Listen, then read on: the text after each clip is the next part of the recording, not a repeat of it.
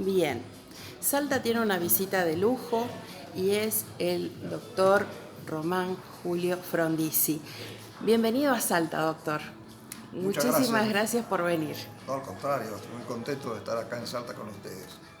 Doctor, son dos ponencias muy importantes las que vamos a tener el placer, todos los amantes de la historia, incluso todas aquellas personas que necesitamos o queremos conocer un poco más de nuestra historia argentina, en donde va a hablar de dos personalidades muy importantes para nosotros los argentinos, dos grandes presidentes que han tenido un gran protagónico en nuestra historia y que a veces, queriendo o sin querer, se pasa por alto un montón de detalles. Quizás porque hay una historia que no conocemos, quizás porque hay una historia en la cual se nos ha reducido para conocer, o quizás se nos ha dicho que algo que ya pasó no tiene tanta importancia cuando no es así. Pero hay, sin embargo, personas en nuestra provincia y en todas partes de nuestra Argentina en las que tenemos dudas de ir un poco más allá, ¿no? De conocer más allá, más detalles, saber cómo fue, en qué época, en qué condiciones recibieron la presidencia, tanto Marcelo T. de Alvear como su tío, el doctor Arturo Frondizi. ¿Nos puede contar un poquito respecto a las dos charlas que usted va a dar hoy en Salta? Bueno, me han hecho la gran distinción de invitarme a dar dos conferencias, una sobre Marcelo de Alvear, que se va a intitular precisamente Marcelo de Alvear, figura consular de la República, que va a tener lugar en el Instituto de Estudios Históricos San Felipe y Santiago, hoy a las 19:30. Y la otra sobre el legado moral y político de Arturo Frondizi, mi tío, que se va a desarrollar mañana a la mañana, alrededor de 11:30, ¿verdad? No, 10:30. 10:30 en la Universidad Católica. Y desde luego para mí es un honor haber sido invitado a dar estas conferencias por dos institutos tan prestigiosos, ilustres institutos de cultura de Salta y por lo tanto de Argentina. Y mi propósito es dar en ambos casos una idea de la personalidad y la acción y el pensamiento de estos dos presidentes argentinos, ubicándolos en su circunstancia. Por lo tanto, creo que eso va a permitir tener una idea un poco más acabada de cuál fue su rol y cuál es la enseñanza que podemos sacar los argentinos de la trayectoria y de la acción de estos dos estadistas. En el caso de don Marcelo, como yo me permito llamarlo en forma un tanto íntima, porque es un gran símbolo de la Argentina. En el caso de don Marcelo, arrancando de su protagonismo juvenil en la Revolución del Parque de 1890, en su trayectoria dentro del Partido Radical, al lado de Alem y de Irigoyen, de quien fue muy amigo, pese a algunas diferencias que hubieron entre ellos sobre ciertos temas, lo cual no es de extrañar, porque precisamente muchas veces en la disidencia es donde surge la riqueza del pensamiento y de la elaboración de las ideas, ¿no es cierto? Y más tratándose de radicales, porque los radicales siempre tienen sus cuestiones internas, ¿verdad? Esa amistad perduró durante toda la vida. Y luego, bueno, el trayecto vital de Alvear como diputado, como embajador en Francia, como presidente, propuesto por don Hipólito. Y tras el derrocamiento de Irigoyen, su acción al frente del Partido Radical, en la que gastó toda su fortuna. Fue un político riquísimo que murió pobre, porque al revés de lo que han hecho otros, no obtuvo nada del ejercicio de la política, sino que lo dio todo.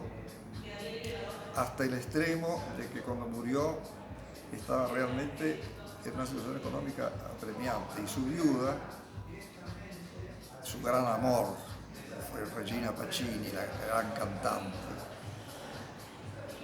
que lo había inducido a que se construyera la Casa del Teatro, precisamente. Vivió ahí al final de su vida y yo lo sé que estaba necesitada porque una prima mía, Finita Bullrich,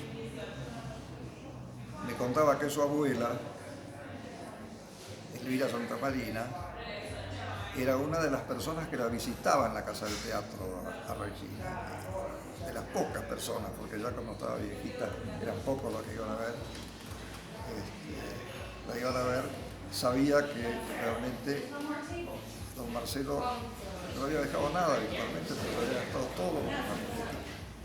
Y en el caso de Arturo, mi tío, voy a tratar de explicar su condición humana, de dónde surgieron sus principios morales, sus ideas en defensa de la libertad, su espíritu de tolerancia,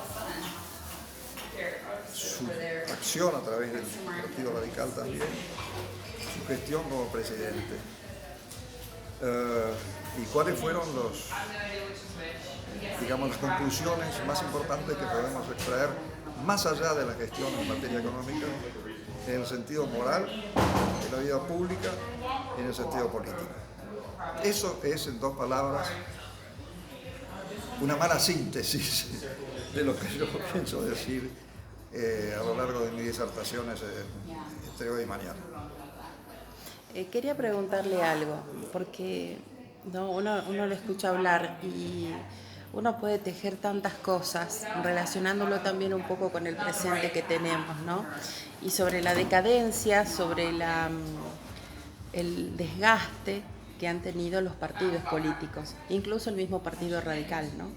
Que ya ha perdido el protagonismo en la sociedad, en Argentina, como lo ha tenido durante tantos años, sin hablar de desplazamientos, porque yo creo que ninguno ha desplazado a otro, es decir, hablando del peronismo, hablando del radicalismo, no, sino que se han autoextinguido o se están autoextinguiendo. Ya sea por una mala formación de plataformas, quizás me expreso mal en cuanto a las plataformas políticas, o simplemente la falta de respeto sobre esas plataformas, sobre esa base de qué es lo que se ha querido formar. Y se ha perdido lo que es el grupo, la agrupación, y se han formado individualismos, que eso es lo que hoy actualmente conocemos como candidatos. Y creo que también ese conocimiento debería brindarse a la sociedad, porque la sociedad consume lo que ve y no se interioriza sobre la formación de ese político, a dónde pertenece, cuál fue su origen, cuál fue su historia, cuándo se afilió a un partido político, de dónde surgió. Y simplemente conocemos figuras que luego vamos al cuarto oscuro y las elegimos. No sé qué puede usted brindarnos como conocimiento respecto a la política en ese paso de estos dos grandes presidentes, de su experiencia personal también, y llevándolo a la actualidad. ¿Cuál es su visión? Bueno, primero que nada me gusta mucho eso de que uno conoce lo que ve, ¿no? Todo el mundo te ve, pero pocos te conocen. Esa es la verdad. Y esto ya lo decía el fundador de la ciencia política moderna, un señor florentino que vivió hace 500 años y que se llamó Niccolò Machiavelli. Por eso decía que era importante no solamente ser, sino también aparecer, porque todos te ven, pero pocos saben quién eres, ¿no? Así que me gustó mucho esa postilla. Lo que yo pienso, bueno, hay tantas cosas para hablar sobre este tema, ¿verdad?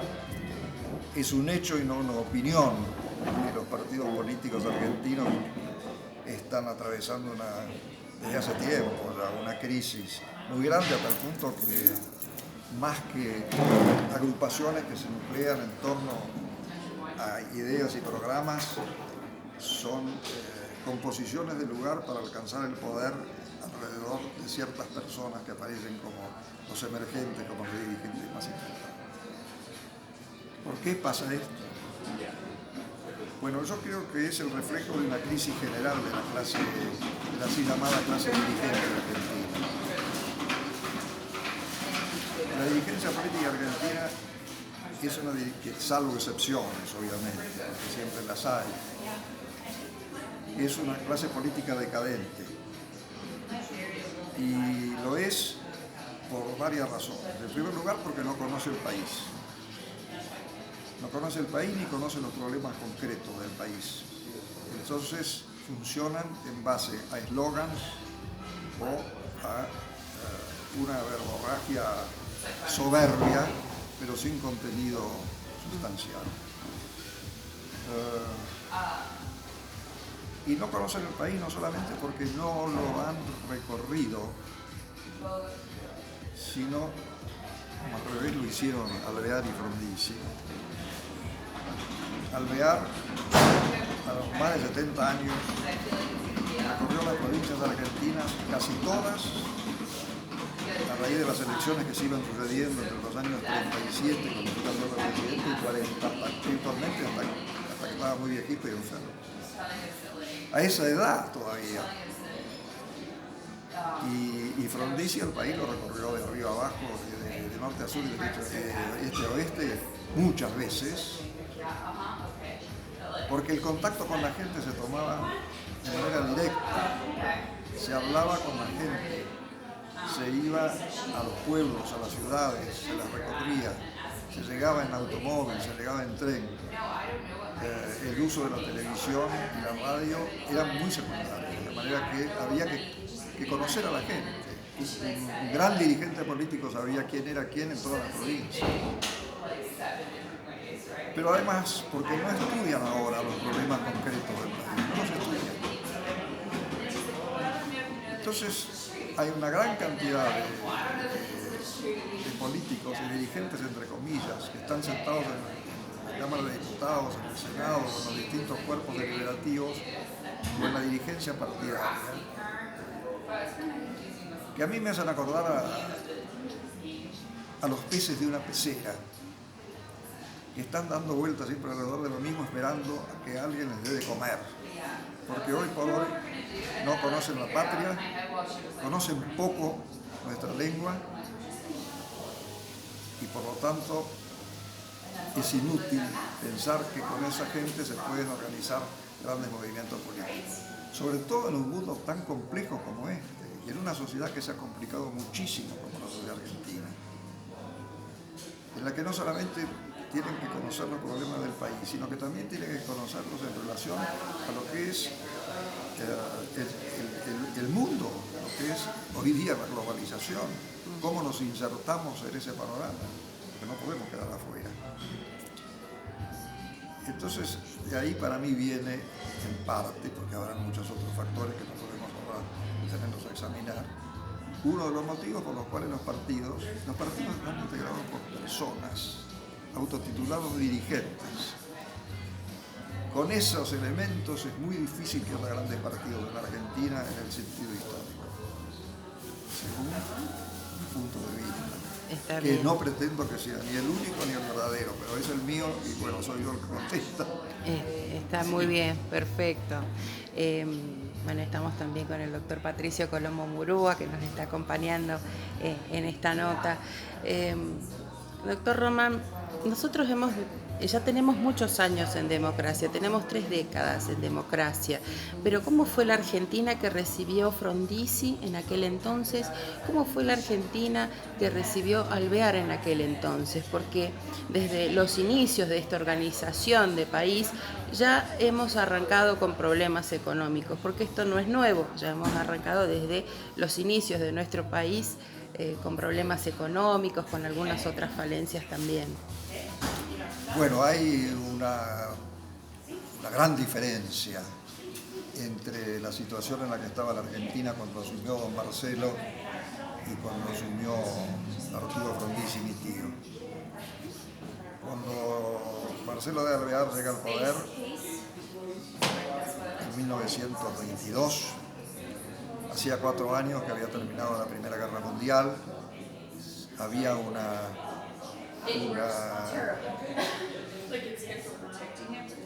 empuje nuevo para superar la crisis de la posguerra. Había una gran demanda de los productos argentinos, clásicos de exportación. Las finanzas del país eran sólidas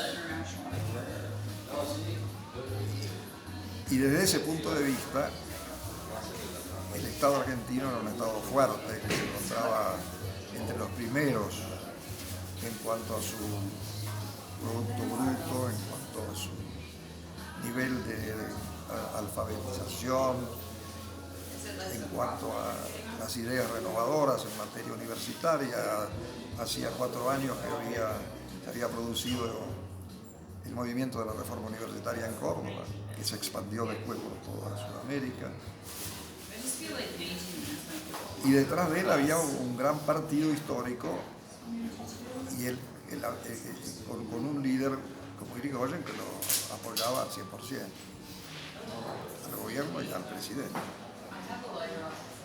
Había sí rivalidades políticas muy fuertes, porque los conservadores eran fuertes, había un socialismo que también se estaba desarrollando con vigor. Pero fue una época de gran progreso, de estabilidad, de gran confianza del mundo en el país. La Argentina podía tener todo el crédito que quisiera, de manera que desde ese punto de vista la gestión de Alvear se vio muy facilitada y fue una gran gestión, hizo un gobierno extraordinario. El caso de Frondizi fue diferente porque Frondizi recibió un país casi inviable. Por un lado, por la situación de postración económica y financiera en la que lo encontró, había reservas en el Banco Central para pagar las importaciones de combustible por un año. Y desde el punto de vista político, porque el país estaba muy dividido entre facciones políticas y militares que se enfrentaban con mucha hazaña, y además estaba transido por el enfrentamiento entre el peronismo y el antiperonismo. De manera que los inicios fueron muy diferentes de uno y otro. Y sin embargo, el gobierno de Frondizi, que se propuso un objetivo que no pudo alcanzar, que fue el del reencuentro y la reconciliación de los argentinos, desde el punto de vista de la libertad, de la educación, de la cultura, de la política internacional, de la economía, del desarrollo de la agricultura y de las industrias. Fue un gobierno que en 3 años, casi 4, realizó una obra casi incomparable realmente con los gobiernos que vinieron después. Y en parte porque el país, al volver al cauce institucional, al cauce de la Constitución y del Estado de Derecho, despertó una gran expectativa en el mundo. Entonces llegaron las inversiones y llegaron las inversiones directas en el sector productivo, ¿no es cierto? Llegó el interés del mundo occidental por la Argentina y el presidente consiguió establecer una relación privilegiada con los grandes hombres de la política mundial. Con su santidad Juan XXIII, César, que en la última reunión que tuvieron, cuando Arturo se retiró, se saludó a su santidad, Juan XXIII se sacó el capelo y se lo regaló. Bueno, que Arturo lo tenía, por supuesto, como una cosa inolvidable y maravillosa. Con el general Eisenhower y con John Kennedy, que fueron presidentes los dos de Estados Unidos. Con De Gaulle, el gran hombre de Francia. Con Adenauer, que fue el canciller que hizo el milagro alemán. Obviamente con los políticos italianos, con Andreotti, con Fanfani, con los rusos, con Nehru, con Gromyko, que era el gran ministro de Relaciones Exteriores de la Unión Soviética, con Nehru, discípulo de Gandhi. Esos eran los interlocutores de Frondizi en el mundo. Y con ellos consiguió tejer una red de confianza en la Argentina que permitió una reinstalación del país a nivel internacional. Hasta que eso se frustró con el derrocamiento del presidente por un golpe cívico-militar en marzo de 1962. Y de ahí, salvo algún que otro periodo durante el cual el país parecía recomponerse, la tendencia ha sido de decadencia. Y así estamos. ¿Hay algo bueno que ha dejado la democracia en este tiempo, de acuerdo a su punto de vista, y obviamente la experiencia y el ser protagonista también en parte de lo que ha sido uno y lo que es importante, uno de los poderes más grandes que tiene este sistema que tenemos, que es el judicial? ¿Algo bueno nos ha dejado en este tiempo la democracia? Bueno, sí, yo creo que hay que cuidarla, mucho. La democracia y la república. Nosotros somos una democracia republicana. Somos una democracia representativa y federal. Y esos pilares de la nación argentina, los argentinos deberíamos cuidarlos, mucho más de lo que los cuidamos. Creo que la primera enseñanza de estos años de democracia es de que es posible hacer funcionar el régimen de la Constitución con todos los defectos que hay y que han habido en la Argentina, y comprobar que si la democracia tiene sus defectos, es el menos malo de todos los regímenes políticos que podemos tener. Esa es la realidad. Porque no nos tenemos que olvidar lo que hemos pasado en la Argentina. Entonces, tenemos que estar atentos, tenemos que ser cuidadosos y tenemos que tratar de evitar los enfrentamientos inútiles. Tratar de que esta famosa grieta de la que todo el mundo habla y que todo el mundo dice que hay que eliminar, no sea grande más, y que eso permita que, sin perjuicio de la identidad partidaria de cada uno, podamos trabajar juntos sobre ciertas cosas fundamentales para sacar el país adelante.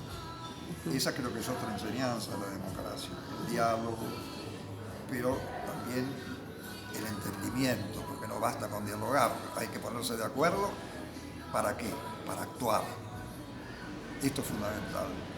Tenemos que transformar una clase dirigente que desarrolla una pirotecnia verbal impresionante, pero que después se resigna frente a ciertos problemas o carece de la aptitud para afrontarlos y resolverlos. Este es el desafío. Última pregunta, doctor. ¿Cómo debe hacer el político, el que quiere ser político y el político que siente que le falta preparación? ¿Cómo se debe preparar? Porque yo creo que en su interior se deben dar cuenta absolutamente de que algo le falta. Pero, ¿cómo se debe formar el político? ¿Qué es lo que tendría que hacer? ¿Algunos tips o consejos de su parte? Primero, alguien que se quiere dedicar a la política tiene que tener vocación por la política entendida como un servicio a la sociedad y no como un medio para alcanzar el poder y obtener beneficios de ese poder. El político tiene que ser, en cierto sentido, ambicioso, porque tiene que tender a alcanzar lugares desde los cuales poder actuar y realizar las ideas y los proyectos que el país espera y se propone. Y para eso tiene que estudiar los problemas del país. Como dicen los muchachos, no basta con la guitarra y el verso. Hay que estudiar los problemas del país, los problemas concretos, no los problemas en general en abstracto. Y además, me parece a mí, hay que tener un claro sentido de que muchas cosas son posibles en política. Decía Getúlio Vargas, el gran caudillo y tres veces presidente del Brasil, que en política nunca hay un amigo tan amigo que no se pueda transformar en un enemigo, y un enemigo tan enemigo que no se pueda transformar en un amigo. Bueno, eso es cierto, pero vale siempre que el objetivo de ese ir y venir no sea el poder por el poder y el poder para enriquecerse, sino el poder para servir a la patria. Este es el asunto fundamental que se tiene que meter en la cabeza los que quieren ser buenos políticos. Muchísimas gracias, doctor. No faltaba más, gracias. Muchísimas gracias a usted.